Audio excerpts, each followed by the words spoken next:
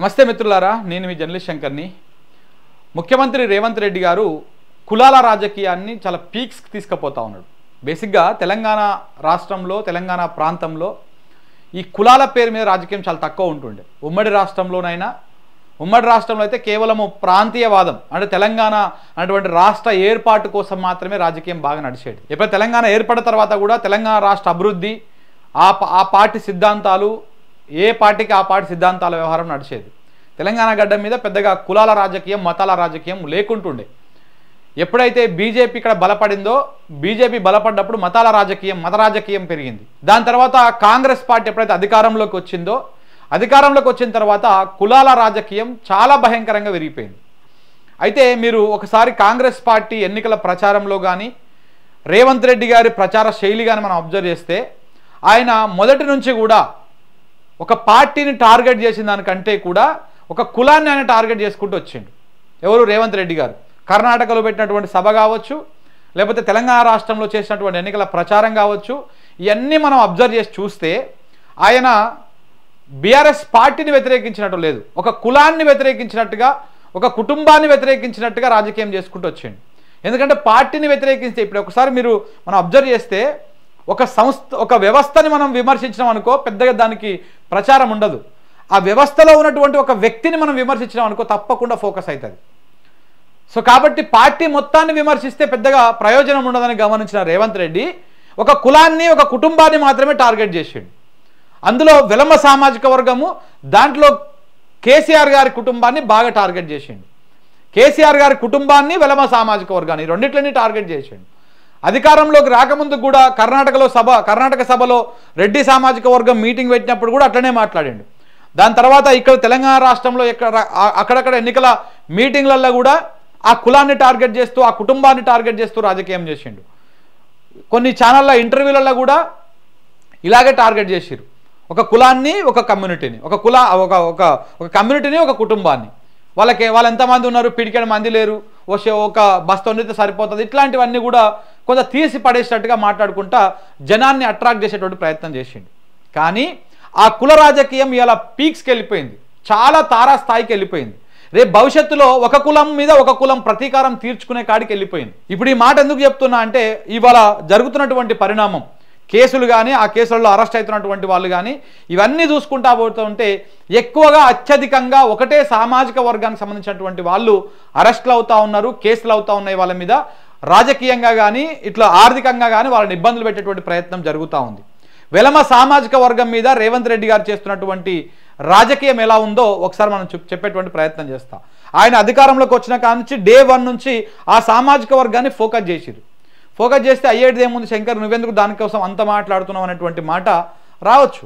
కానీ ఇవాళ వెలమ సామాజిక వర్గం, రేపు ఇంకొక సామాజిక వర్గం, ఆ తర్వాత ఇంకొక సామాజిక వర్గం, ఇలా కులాల వారిగా విభజించి పాలించినటువంటి సిద్ధాంతంలో పోతే రేపు ఒక కులం అంటే ఇంకొక కులానికి మొత్తం బద్ధ శత్రువులు లెక్క. రేపనాడు రెడ్లు, రావులు అంటే ఇంక ఇద్దరు ఒక బద్ధ శత్రువులు లెక్క మారేటువంటి ప్రమాదం ఉంటుంది. రేపనాడు రెడ్లు, గౌడ్లు అంటే ఒక బద్ధ శత్రువులు లెక్క మారేటువంటి ప్రమాదం ఉంటుంది. రెడ్లు, యాదవులు అంటే ఇలా కులాలు వేరైపోతాయి, సమాజంలో వేర్పాటు వచ్చేస్తుంది. ఒక కులం అంటే ఒక కులం పడనంతగా వచ్చేస్తుంది. సో కాబట్టి ఇది చాలా డేంజర్ బెల్స్ని మోగిస్తూ ఉన్నది. ఇవాళ రేవంత్ రెడ్డి చేస్తున్నటువంటి రాజకీయం కూడా అలాగనే ఉన్నది. ఆయన ఫోన్ ట్యాపింగ్ కేసుని స్టార్ట్ చేసినప్పుడు ఆయన ఇంటెన్షన్ కూడా, ఫోన్ ట్యాపింగ్ కేసులో చాలా కోణాలు ఉన్నాయి. ఒకటి రాజకీయ కోణము, అంటే రాజకీయంగా ఫోన్ ట్యాపింగ్ కేసును వాడుకోవడం. ఒకటి సామాజిక కోణం, అంటే ఒక సామాజిక వర్గాన్ని పూర్తిగా బ్లేమ్ చేయడం. ఆ సామాజిక వర్గానికి రేపటి నాడు మళ్ళీ అధికారం వస్తే అది ఇట్లా మిస్యూజ్ చేస్తుందని చెప్పడం కోసము రకరకాల ప్రయత్నాలు చేస్తూ ఉన్నారు. ఒక సామాజిక వర్గం మొత్తాన్ని, ఒక కులం మొత్తాన్ని, ఆ కులం పేరు చెప్పగానే ఫోన్ ట్యాపింగ్ అని గుర్తుకు రావాలి, వేరే వేరే కేసులు గుర్తుకు రావాలనే విధంగా ప్రచారం చేస్తూ ఉన్నాడు. ఇవాళ దానికోసము మీడియాని వాడుకుంటా, దానికోసం యూట్యూబ్ ఛానల్ను వాడుకుంటా ఉన్నాడు. ఒకసారి ఏం జరిగిందో మనం డీటెయిల్గా మాట్లాడే ప్రయత్నం చేద్దాము. ఇక చూడండి, రేవంత్ రెడ్డి టార్గెట్ వెలమ సామాజిక వర్గం. ఏ రకంగా సామాజిక వర్గాన్ని టార్గెట్ చేస్తా ఉన్నారు చూడండి. ఫోన్ ట్యాపింగ్ కేసు తీసుకుందాం ఫస్ట్. దీనికంటే ముందు ఎలక్ట్రిసిటీ డిపార్ట్మెంట్లో సీఎండీగా పనిచేసినటువంటి ప్రభాకర్ రావు గారిని ఫస్ట్ టార్గెట్ చేసిండు.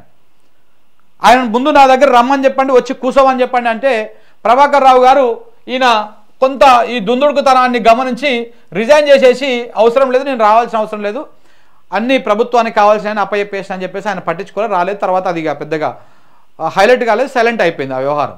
కానీ ఫోన్ ట్యాపింగ్ కేసును చాలా బలంగా పట్టుకున్నాడు రేవంత్ రెడ్డి. ఎందుకంటే ఫోన్ ట్యాపింగ్ కేసు తోటి ఆ వెలమ సామాజిక వర్గాన్ని, రావులని బలంగా దెబ్బతీయొచ్చు.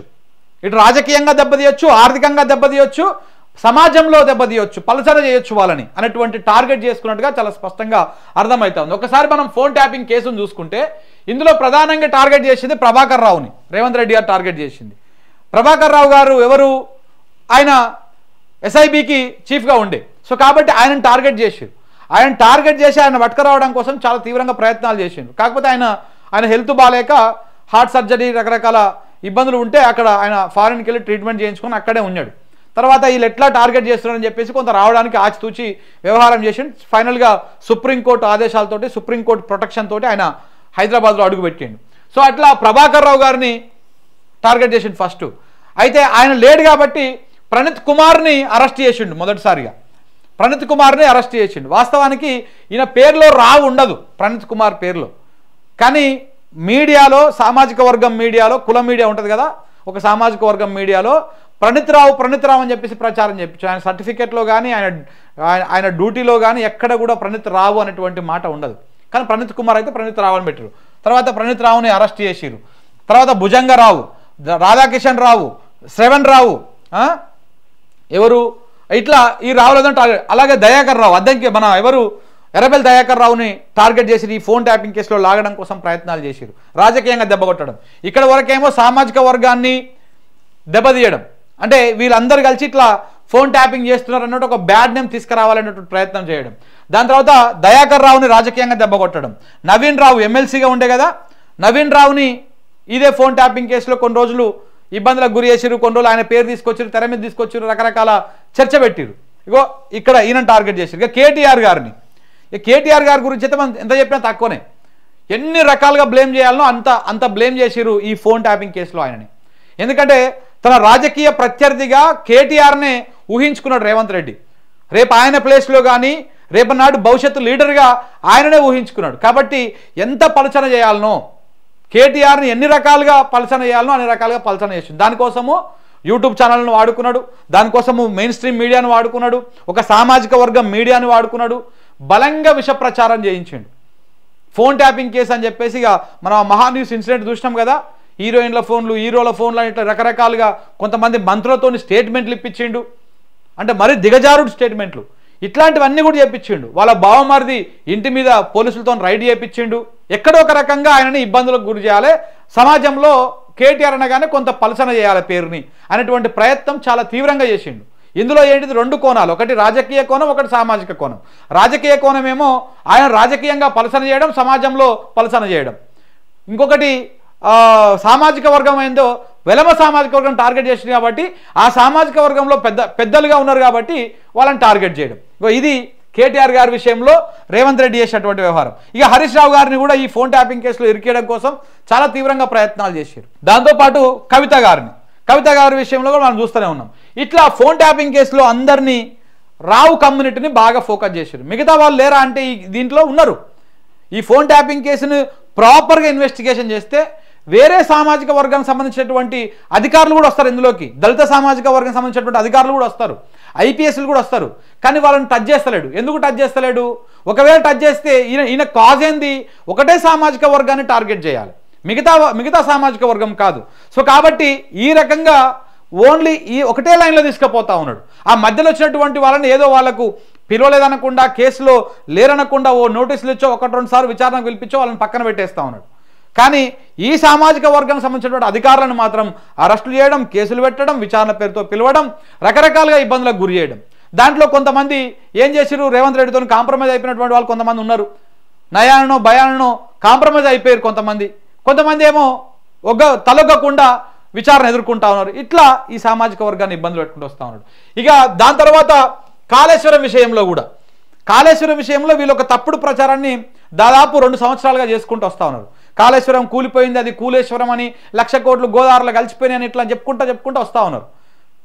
సో దాన్ని కూడా ఒకటే కమ్యూనిటీకి ఆపాదించాలి అనేటువంటి దాంట్లో భాగంగా ఈ రావు కమ్యూనిటీకి సంబంధించినటువంటి వాళ్ళు ఎవరెవరు ఉన్నారో ఆయా అధికారుల మీద బాగా ఫోకస్ చేసి కాళేశ్వరం మొత్తం అవినీతిని అంతా కూడా వీళ్ళే తిన్నారు అనేటువంటి ప్రచారాన్ని తీసుకుపోతా ఉన్నాడు. సో దాంట్లో భాగంగానే ఇప్పుడు మురళీధర్ రావు గారిని ఇంకా కొంతమంది రావు కమ్యూనిటీకి సంబంధించినటువంటి అధికారులని అరెస్టులు చేయడము, కేసులు పెట్టడము, ఏసీబీ కేసులు ఇట్లాంటివన్నీ కూడా జరుగుతూ ఉన్నాయి. దేనికి? కాళేశ్వరం అంటే ఒక ప్రచారం చేసిరు ఆల్రెడీ, దాంట్లో వీళ్ళు మొత్తం తిన్నారు అని చెప్పడం కోసం ఈ ప్రయత్నం అన్నమాట. ఇట్లా ఇక్కడ ఇక జగన్మోహన్ రావు ఇప్పుడు హెచ్సిఏలో జరుగుతున్నటువంటి వ్యవహారం, జగన్మోహన్ రావు ఇందులో కూడా మళ్ళా కేటీఆర్ని కవితని లాగడం కోసం ప్రయత్నాలు చేస్తూ ఉన్నారు.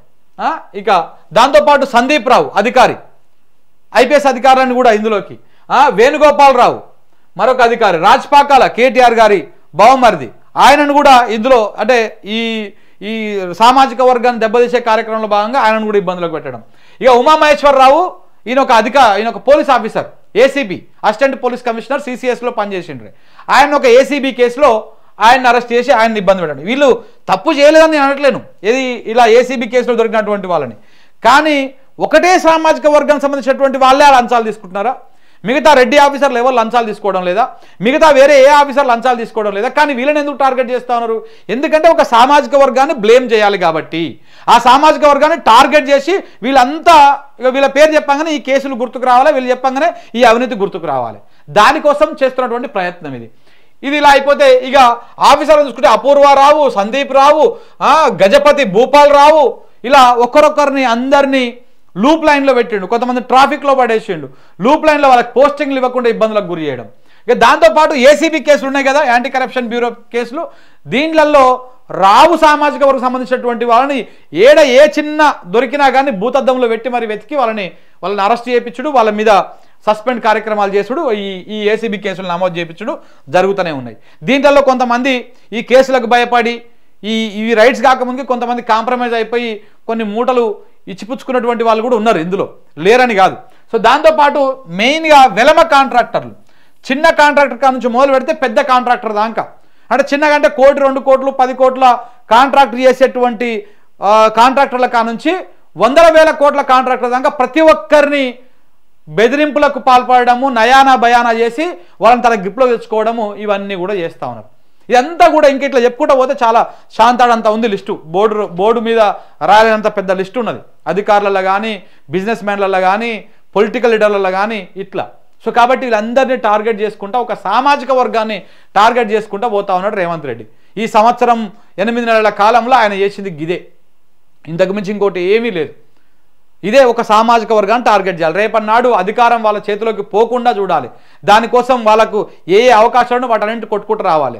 అలాగే తెలంగాణ సమాజంలో కూడా రావులు అనగానే ఒక బ్యాడ్ ఇంప్రెషన్ రావాలి, వెలమ సామాజిక వర్గం అనగానే ఒక బ్యాడ్ ఇంప్రెషన్ రావాలి, ఫోన్ ట్యాపింగ్ గుర్తుకు రావాలి, కాళేశ్వరం గుర్తుకు రావాలి, ఇట్లా ఇవన్నీ నెగిటివ్ వర్డ్స్ అని కూడా గుర్తుకు రావాలి.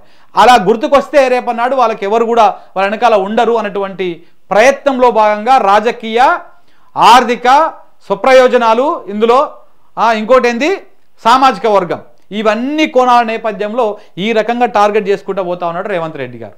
కానీ ఇది ముందు ఇది కులాల మధ్య కుంపట్ల లెక్క తయారవుతుంది. ఎంత అబద్ధాలు ప్రచారం చేసినా అబద్ధం అనేది కొన్ని రోజుల వరకే నడుస్తుంది, తర్వాత వాస్తవాలు ప్రజలు తెలుసుకుంటారు. తెలుసుకున్నప్పుడు ఆ వాస్తవాలకి మళ్ళీ ఇదంతా ఇప్పుడు కాళేశ్వరం మీద చాలా నెగిటివ్ ప్రచారం చేశారు. ఏమైంది చివరికి? మెల్లమెల్లగా వాస్తవాలు తెలుసుకుంటూ ఉంటారు కదా ప్రజలు. సో అలాగనే రేపటి నాడు వాస్తవాలు తెలిసినప్పుడు మళ్ళీ ఇంకొక సామాజిక వర్గం మీద టార్గెట్ చేయాల్సినటువంటి అవసరం వస్తుంది. అప్పుడు ఇప్పుడు ఒక సామాజిక వర్గం మీద టార్గెట్ చేసి వాళ్ళని ఇబ్బందులకు గురి చేస్తూ ఉంటే రేపటి నాడు అధికారం మారినప్పుడు మళ్ళీ వాళ్ళు ఇంకొక సామాజిక వర్గం మీద. సో ఇట్లా ఈ కులాల రాజకీయం, ఈ కులాల కుంపట్లనే చాలా డేంజర్గా మారబోతా ఉంది రానున్న రోజులల్లా. సో కాబట్టి ఇప్పుడు ఇలా రావులను చేసిరని చెప్పేసి మనం మిగతా వాళ్ళు సైలెంట్ ఉండొచ్చు, కానీ రేపన్నాడు బీసీలలో కూడా ఇట్లనే విభజించి పాలిస్తూ ఉంటాడు. బీసీలలో ఎక్కువ రాజకీయంగా ముందుకు పోతున్నటువంటి యాదవులను, గౌడ్లను, ముద్రాజులను వీళ్ళని దొక్కుకుంటా మిగతా వాళ్ళని సాటిస్ఫై చేసే ప్రయత్నం. సో ఇట్లా చేయడం వల్ల ఏమవుతుంది? అంతా డివైడ్ పాలిటిక్స్, విభజించు పాలించు. సో దాని ద్వారా ఏమవుతుంది? ఈ రేవంత్ రెడ్డి గారు వాళ్ళ సామాజిక వర్గం నుంచి చేతుల్లో నుంచి అధికారం పోకుండా చేయడం కోసం చాలా ప్రయత్నాలు చేస్తూ ఉన్నాడు. సో కాబట్టి చేసిన మంచి ఏం లేదు, చేస్తారన్న నమ్మకం కూడా లేదు. కాబట్టి ఈ రకంగా ఒక కులాల మధ్య, ఒక కమ్యూనిటీల మధ్య కుంపట్లు పెట్టి ఈ రకంగా ఒక అసమానతలు తెస్తున్నట్టుగా చాలా స్పష్టంగా అర్థమవుతా ఉంది. ఇది ఏ మాత్రం కూడా మంచిది కాదు తెలంగాణకు. తెలంగాణ రాష్ట్ర అభివృద్ధిలో భాగంగా ఈయన ఏం చేస్తాడనేది కావాలి. సంక్షేమంలో భాగంగా కేసీఆర్ కంటే ఎంత మంచి చేస్తాడో కావాలి. కానీ ఇట్లా కులాలను విభజించుకుంటా ఆ కులం అంటే ఇట్లా, ఈ కులం అంటే ఇట్లా చేసుకుంటూ పోతే రేపటి నాడు తెలంగాణ ఒక కులాల కుంపట్ల రాజకీయంగా మారేటువంటి ప్రమాదము లేకపోలేదు.